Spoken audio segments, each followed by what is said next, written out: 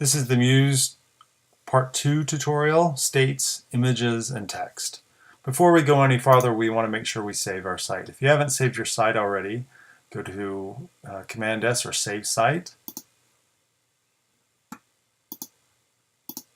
and it will give you option to save it under the right folder, or you should save it under the right folder on our organization, my Muse site, and I've currently saved it as my-muse-site. So you'll save it in that folder and hit save, and there we go. Also, before we move on, let's talk a little bit about drop-down menus. My menu system is really pretty simple. It just has these menus at the top. However, you may want to have a drop-down menu, or you may have a complex navigation, in which case you'll need to add a lot of sub or hidden drop-down menus. You can add those here by adding just a little page underneath these. I don't have that, so I won't do that, but if you wanted to, that's how you could do it. All right, let's go to our master page and look at our navigation again. As you'll notice, I've got these kind of not so elegant gray boxes behind each of these. For some of your sites, that may actually work appropriately. I want a nice, just clean text change when you roll over, rather than this big blocky thing. So I'm going to go back to my design here under my master page and click the navigation and click any of these individual elements because they're going to be edited together. And now let's go to my states palette. States control the different viewing states of a particular interactive element. So for all interactive elements on the web, you have a rollover state, a mouse down, and an active state. And we can change those here in Muse. So select your element. Let's leave normal the way it is. Rollover. Let's change rollover to the fill, make that white. And then instead of maroon text, I'm going to make it black. Same thing with mouse down. I'm going to change the fill to white, make the text black, and fill white. And this is the active state when you're currently on that page. So now let's go to preview and see how that looks. It's nice and better. No big blocky elements and just a nice clean maroon to black. You'll need to decide if that's enough contrast. If it's not enough contrast, then it might confuse the viewer as to, are they really on that page? Is there currently a difference? Is it really an interactive element? Right? Because if you went from a dark gray to a black, that might be enough. It might not be enough. Okay, let's go back to our plan and to our master page. Let's talk a little bit about images. When you import an image and you go to File, Place, this is how you import an image into Muse. And you can import a lot of different kinds of images. You can import JPEGs, PNG files. You can even import GIF or GIF files. I actually prefer PNG files the most because PNG files you're able to preserve transparency. So I have a little logo that I've created. Again, I saw it, awesome. And you can see here in the Photoshop file, this element down here is transparent. And it's saved. You can save that transparency by saving it as a PNG. So I'm going to import that from my images folder straight into Muse. And I've made it the appropriate size. So instead of dragging a box, all I need to do is just click and it'll place it the right size. Okay, so even though you can't really tell right now, that text in there will be transparent.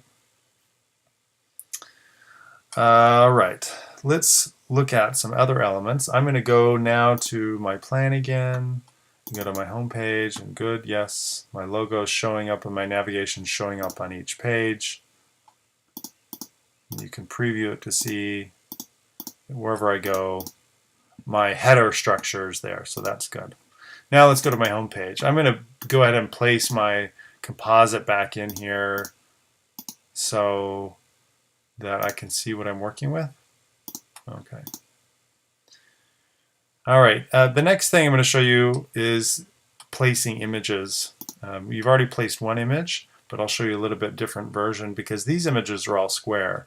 You could create square images in Photoshop, but you don't have to, and you may not need to. So let's again go to File, Place, find my images. Gotta find that image somewhere. There it is. Now, what I'm going to do, I'm going to use my grid. I'm going to click and drag a box. Now, this image doesn't fit that space perfectly. That's all right. Just make sure the width fits. Okay. So I've got an image. And then you can actually double click inside this image, and you can move this image around within the frame. Think of this like a window. You can move the image around within a frame. Okay. But perhaps the easiest way to modify this image so it fits is to hit Control or hold down Command. I'm sorry, Command. It might be Control on a PC. Hold down Command, and you can drag that little box up. Now, it hasn't changed your image, right? Your image, as you double click inside the box, can be moved around, but you have changed the box. So very cool, right? So let's go ahead and do that again for these other two images.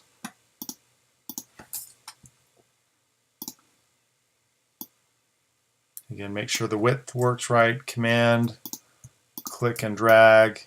You can drag that up. And we'll place the last one.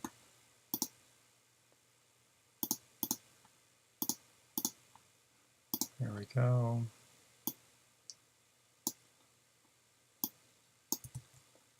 And again, hold down Command, because if you don't, it'll try to stretch it or change the size. Okay, there we go. So now my images are in there.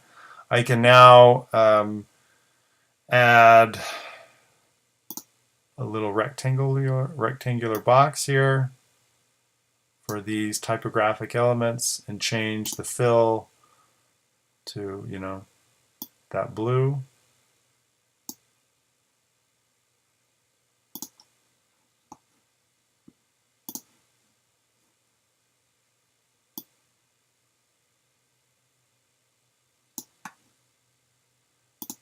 Change the color.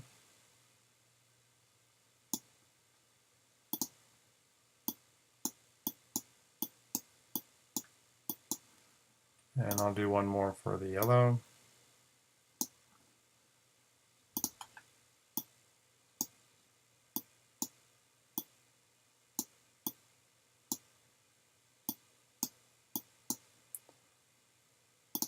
Okay. So now I have those three images placed in there and these three boxes. We should make a quick note that in your library palette, sorry, your assets palette, this is where all the elements that you've imported into Muse are stored. So any images that I've placed so far are kind of contained. So my comp, my logo, and all my images are stored in my assets. Additionally, if you want to make PDFs that are linkable, so you can have a little link here to a PDF, those should be stored in your assets as well. Lastly, let's look at font really quickly. So I'm going to, again, I think at this point I can kind of lose my my composite. And with type, I'm going to go to my type tool on the left-hand side, drag a box, and this is where I can type something. I'm going to go to my Illustrator file and actually just grab the text that I used earlier. And paste it in there.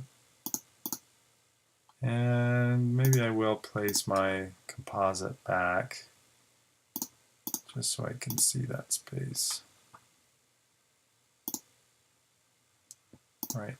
One last thing about images you should note, and elements in general, is that if you go to your layers palette, right now all this is layered in layer 2, and all these elements are layered on top of each other. You can change the arrangement or position of these objects by going to Object, Bring to Front, Bring Forward, Send Backward, or Send to Back. So that allows you to change the position of these elements within your layers palette. The same thing goes here. You can click and drag this in your layers palette to accomplish the same thing. So now my comp's at the bottom, so it allows me to view what I need to view.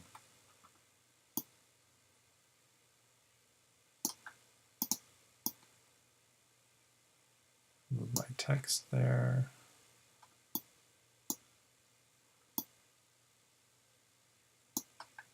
And then I'll change the size of my text.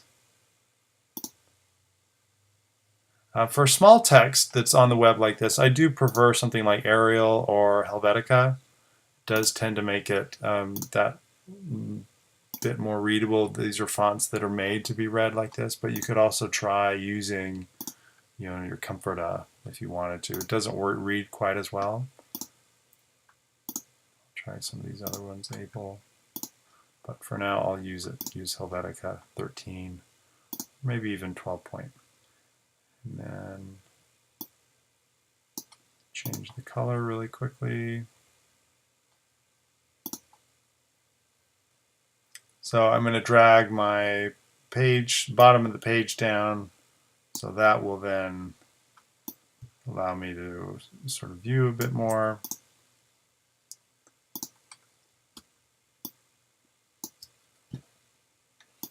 The last thing I may play with text is leading.